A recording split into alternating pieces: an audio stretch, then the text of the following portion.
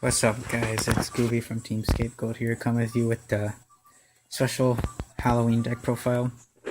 Skull Servants. Skull Servant Shiranui specifically, or as I like to call it, a Spoopy Journey to the West. So we're just gonna get right into it.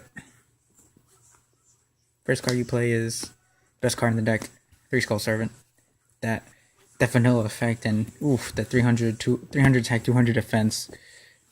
I'm just kidding, it's not the best card in the deck, but I do run 3 of him. You can run 2, but I like 3 because it's just an extra 1,000 attack for your King of the Skull Servants. That card is Lady in White, the queen of the deck, you could say. She's good. She's a level 3. She'll go into your level 8 synchro plays.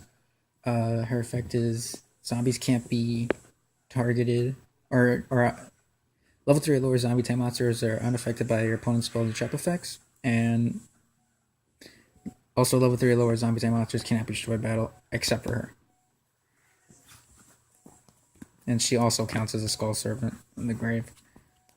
But that's just the generic effect for all the Skull Servant guys. Then the boss monster himself. 3 King of Skull Servants. When you play a stick, you have to play 3. There's no other way of doing it. He gains 1,000 attack for every Skull Servant and King of the Skull Servants in the grave. And he buffs up really fast, and it's fucking hilarious when you get him over 4,000 attack and you just beat over someone's Blue Eyes Chaos Max Dragon. I think that's the ritual one. It's just fucking hilarious. Next one is 3 White Prince. This is the main card you want to send to the graveyard, besides Mizuki. His effect is when he's sent to the grave by any means, you can send a Skull Servant and a Lady in White from your hand and or deck to the graveyard with him. So he fills up your grave really fast. He gives the deck the speed it needs.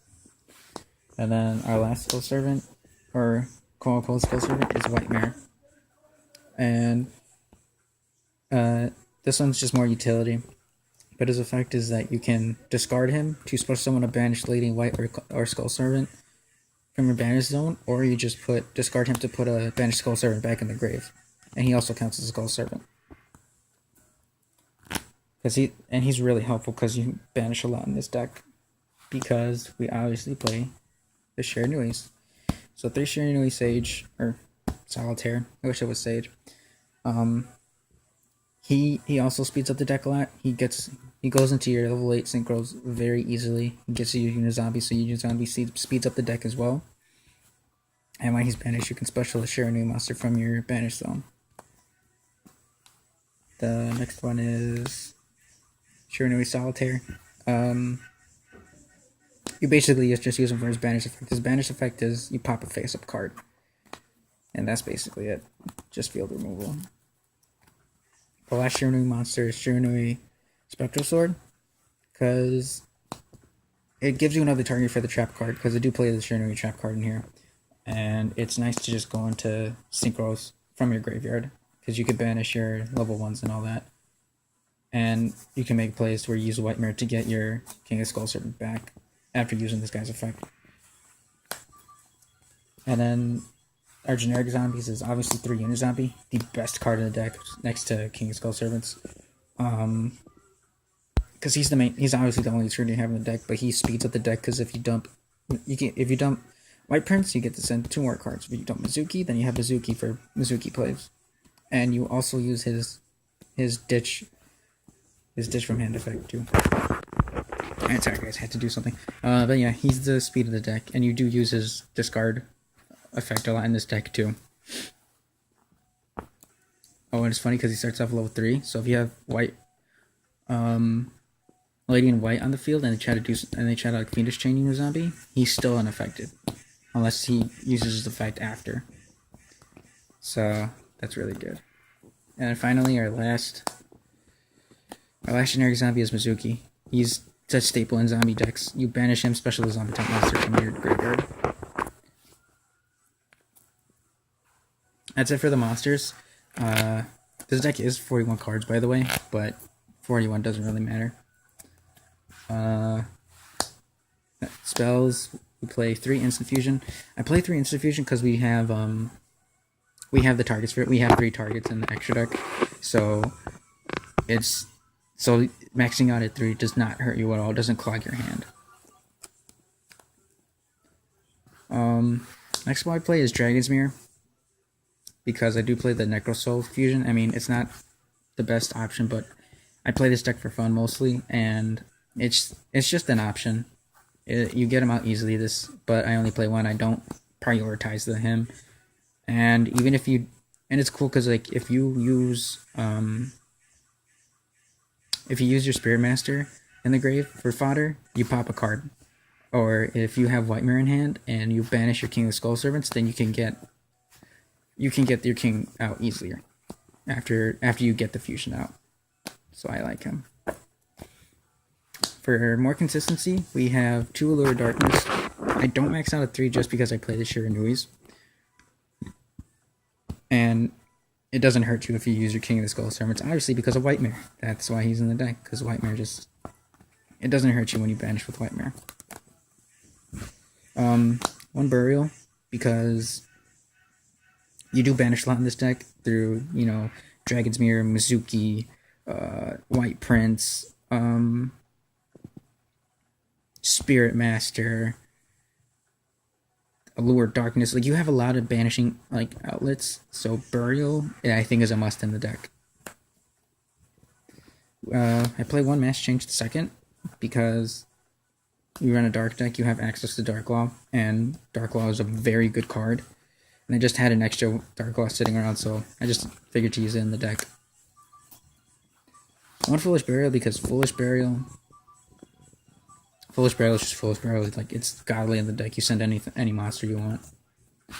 1 Dark Hole Dealings, because I use it for as an upstart.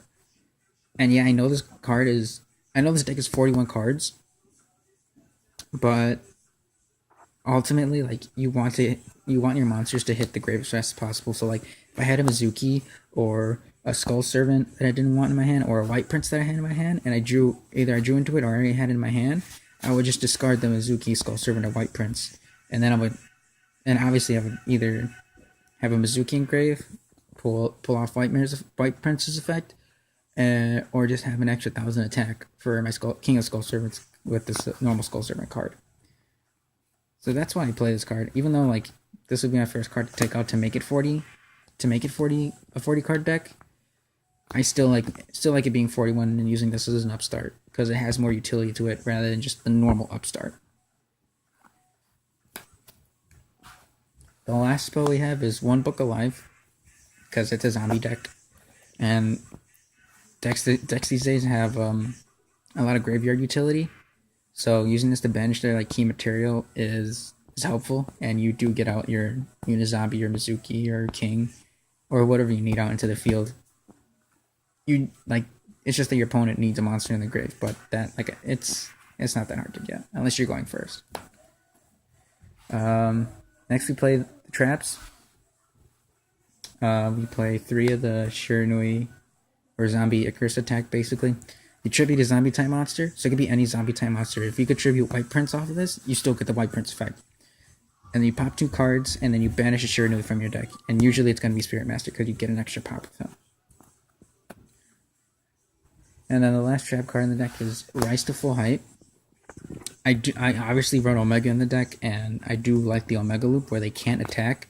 Whereas if this was in your grave and you banished it and you targeted Omega and then used Omega effect to banish himself off the field, then your opponent can't attack any of your monsters because they have to attack the Omega, but the Omega's not there. So then they wouldn't be able to attack anyway.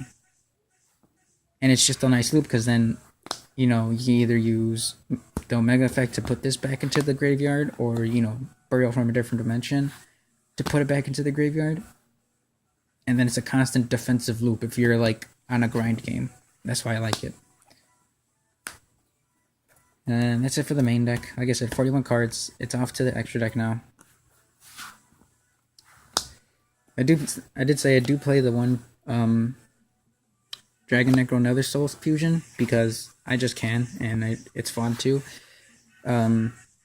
He's a 3,000 monster, and he requires 2 zombie type monsters for a fusion. but he's a dragon, which is kind of stupid. So yeah, I can't Mizuki him or Book of Life him back. But his effect is monsters in battle with him do not get destroyed, but their attack gets reduced to 0, and you get a copy of the token of the opponent's original attack. So if like I attacked into like a Dark Law into this, the Dark Law wouldn't die, it'd be 0, but then I get a 2400 beat stick token. That's how it works. Next fusion is Dark Law, because Dark Law is an amazing card, and I have access to him, so why not? The first instant fusion target is Reaper on the Nightmare. It's a really old school card, but he's a level 5 zombie type monster, and he's good to help you go into your he's good to go into your level 8 synchro plays, and you can Book of Life him back and you can Mizuki him back, because instant fusion makes him successfully fusion summoned. So you're able to Book of Life and Mizuki him back because he's a zombie, and he can't be destroyed by battle, and then he can attack your opponent directly and poke him for 800, and then when he does battle damage to your opponent, they discard a random card from their hand. So it's good to just gain hand advantage over your opponent when it's a deck they don't want their cards going to the graveyard as much. Second instant fusion target is one Norden, because a normal like a level 3 Unizombie, Norden, and then let's say you get White Prince with Norden's effect to the field, and then you sync them for a level 8. Not only will you have a level 8 on the field, but White Prince's effect will also kick off. And our last instant fusion target, bringing it back to 2005, is Thousand Eyes Restrict, because you can go into rank 1 plays in this deck easily, and snatching a monster before you do it is really good, and it baits out a lot of traps or effects to stop him, and then you go on with your plays. That's it for the fusions. Now it's on to the synchros. First big synchro we play is Beals. Beals is really good against rogue decks, really easy to make, and it's still a problem card for other decks to get over. I play one Omega. I really want to get a second one, because this card does wonders for the deck, but I only have enough money for one at the moment. And it's the best card. If you play zombies, you have to play this card. That's basically how Yu-Gi-Oh! Went now for zombies. It's amazing, and I really want to put this card to 2. If I play Shiranuis, I obviously want to get 2 more and play 3 of these, but it's just an amazing card. Next level 8 synchro is Crystal Wing Dragon. He's there just to negate effects, because monster effects are just the new thing, and he's just there for protection and for your King of the Skull Servants, and to just be a beat stick. And then the next level 8 we have is Void Ogre Dragon, because you do burn through your hand a lot in this deck, and having Void Ogre out is good, because you can obviously negate a spell or trap that you don't want your opponent to resolve. Our last level 8 is the Shiranui Shogun Saga. He can get up to very high attack, like to 45, I think. And because when he's summoned, you can banish a Shiranui monster or zombie type monster from your graveyard. And if it's Spear Master, obviously you get the pop, or if it's Sage or Solitaire, you can special summon a Shiranui monster from the banish zone. And he's really good as a beat stick. Next to level 7s, I play one Clearwing Synchro Dragon. He only negates level 5 or higher monster effects, but still, like a lot of boss monsters are level 5 or higher, and like Monarchs or something, if they don't Stormforce him. But he's also the same reason. He's also there for the same reason as Crystal. There's nothing much about it, and it's easy to make level 7s in this deck. I just prioritize level 8s over 7s because there's level 8s are better. And then second level 7 is Moonlight Dragon. He gets rid of problem cards on the field because he bounces a lot of cards back, or well, the level 5 or higher monsters. And that's basically it. In case the monster can't be like destroyed by battle or by card effect, I used it. I go into him and bounce it back to get rid of it. And our last level 7 synchro is Alu Akbar, or Black Rose Dragon. Obviously, just don't board up the field because you can rebuild in this deck very easily with the Mizukis and the Spirit Master, or not the Spirit Master, the Spectral Sword, Book of Life, or White Prince if you have like a banished like King of the Skull Servants. So he's good too. I still like Black Rose Dragon. Our last synchro is Shiranui Samurai Saga. He's just there to help you go into level 8s with Spectral Sword. That's basically it. I might take him out though. You don't really care about his effect. Our last Ixie and our only Ixie, star Ixie of this deck is Dullahan, because it's so funny when I instant fusion into a Thousand Eyes Restrict, take their monster, and then like normal summon one of my Skull Servants. I could just overlay into him, and I get rid of a monster. And I can have attack, so it'll be easier for my King of Skull Servants to punch through. And that was it for the deck profile, guys. I hope you liked it. Hope it was spoopy enough for you. I hope you have a spoopy Halloween and a safe Halloween at that too.